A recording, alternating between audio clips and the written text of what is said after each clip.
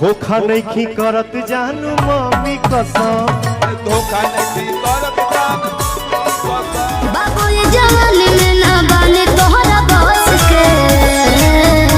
अरे दिहाला बदस के तू भाग जालू हंस के।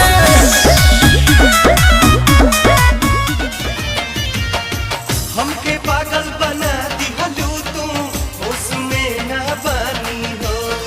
मन ले होई हम तोहरे के अपना दिल के बेदर्द तेरी खुशियों के लिए मैं मौत को गले लगा लूंगा।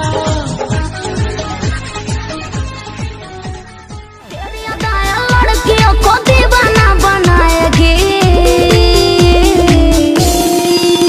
तेरी जैसी हजार आएगी, हजार जाएगी।